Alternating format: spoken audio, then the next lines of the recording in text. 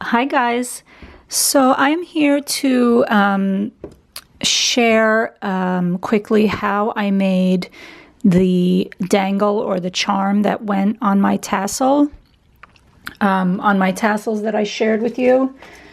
These tassels here, my sweet treat tassels.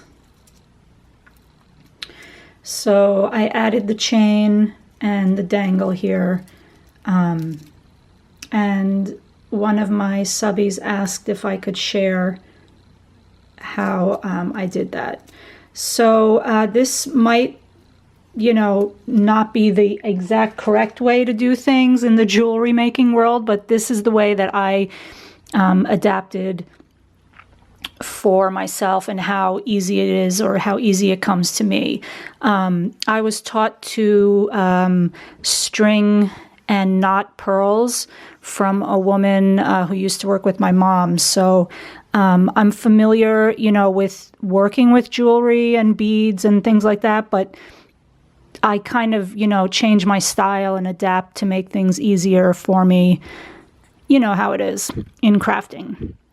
So this might seem hard to you, it might seem easy for you, or, not the the proper procedures, but this is the way I do it. So, sorry, I have something in my throat.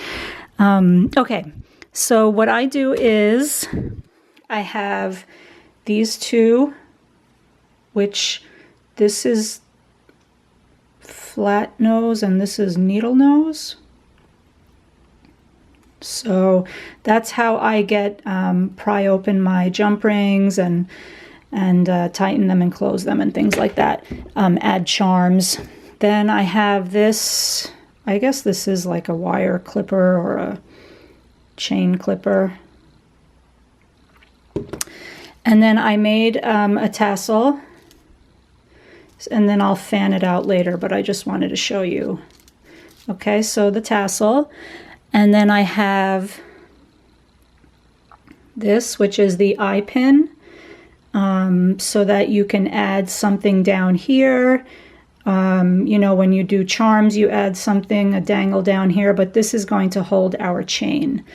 And I'm going to use this silver chain today. And then I already added a jump ring on here, just in case, to save time.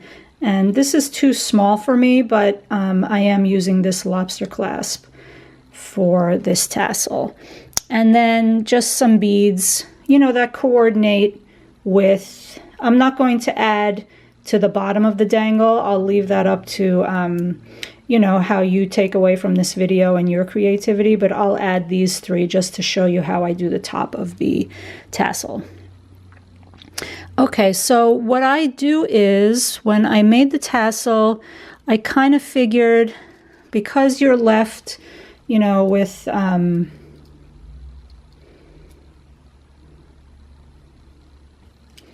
okay, there we go. This is what you're left with when you create the tassel, right? So you see there's a big enough hole there. So what I did was I strung it down. And really it depends on how far down, how long you want your chain to be, how short you want it to be. If you're going to add 3, 4, 10 beads, maybe just one big bead at the bottom, but let's just say about there. Then I kind of look up here, give or take a couple of links.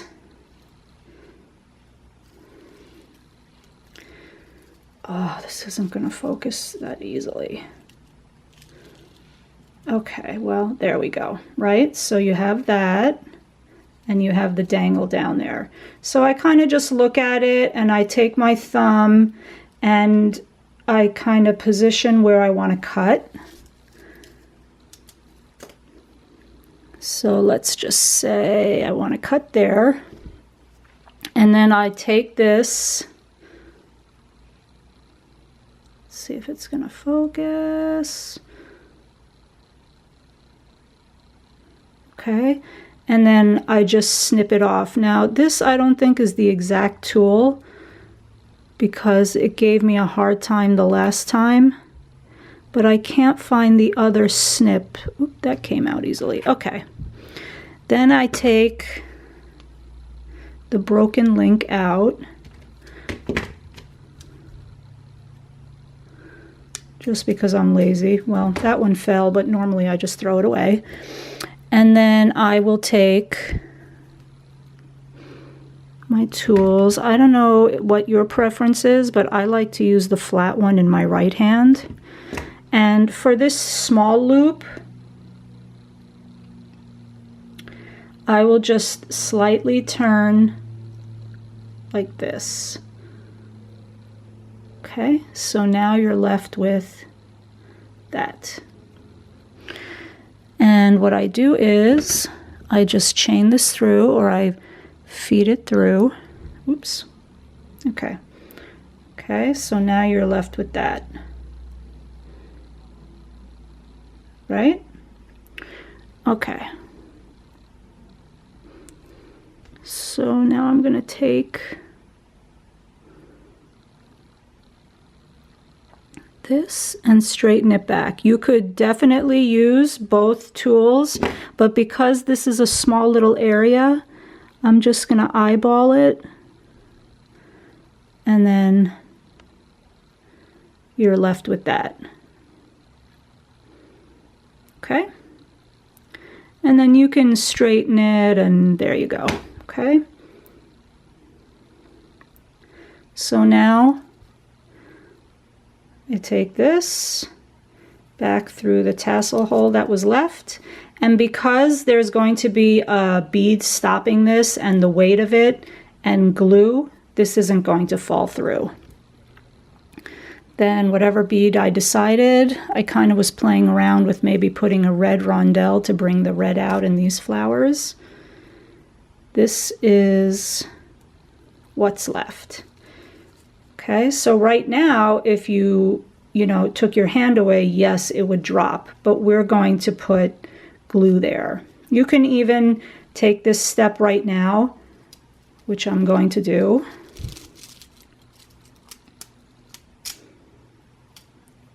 Okay. And we're going to snip off and then create the loop for the for our closure. Okay. What I like to do is I like to go like that.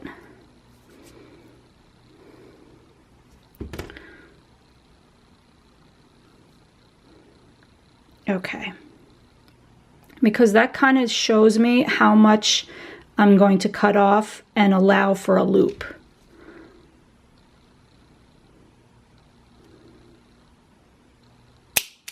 Okay.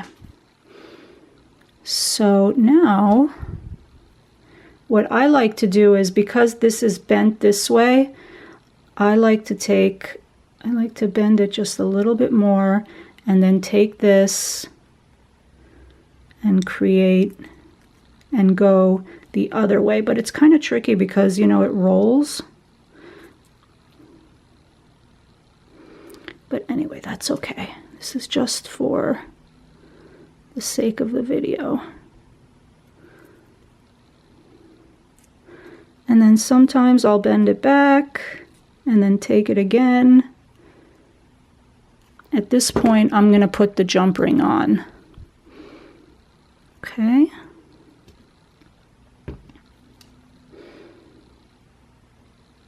And now, let's see what happens here. Okay. It's not going to be perfect, but as long as I'm clear enough that you guys can understand,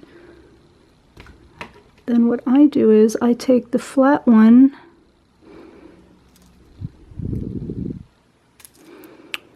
and it's definitely going to roll around on you.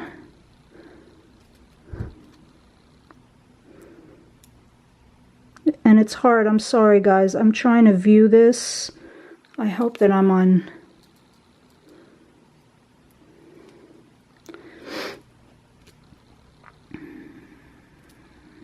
Okay, let's just hope that this time it tightens. No.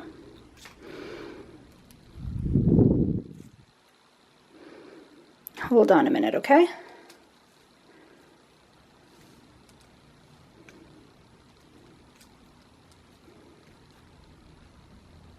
Okay.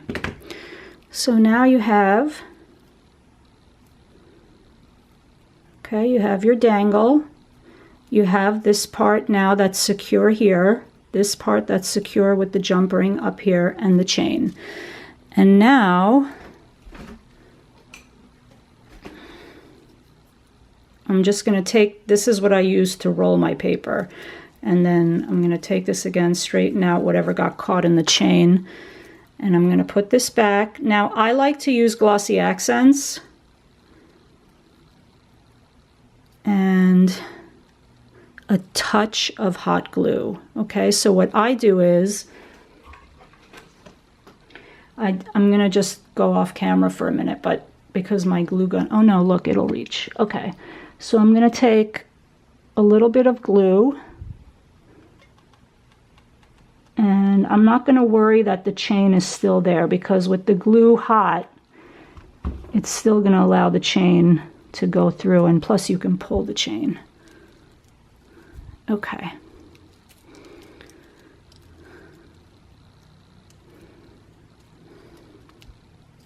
Now I find that hot glue doesn't work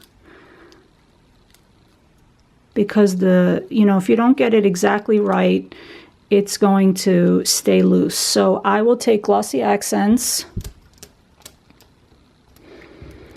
and because it dries clear, I will kind of just go all around to secure the bead, and then I will let that dry. I'll kind of move it around so that the glue doesn't ooze out, and that's pretty much it. Once this dries, it will harden and nothing will move. You'll have beads down here, and let me get a little more glue on here. Okay, so I'll move it around, let that settle in. I'll wipe some of the excess off, and you could also use E6000 would be a good choice too. And then when it dries, you can fan out the paper, and you're left with your tassel. Okay, and then you can add your beads, whatever you want down here. Let me get this stuff out of the way. And that's it. So if you have any other questions, I hope that helped. I hope that made it a little more clear. But now after it dries, the biggest thing is your patience, right? So once it dries, you can add your beads, or if you add your beads, then you have to let it dry. I would say an hour or so, just to make sure it's nice and firmly dry. And then you can add other embellishments or do whatever you want with it. So anyway, I hope that helped. And if you have any other questions, just let me know. And I'm happy to share. I'm so thankful that you guys are interested and that you ask. And I hope it was easy. So I'll talk to you guys soon. Bye.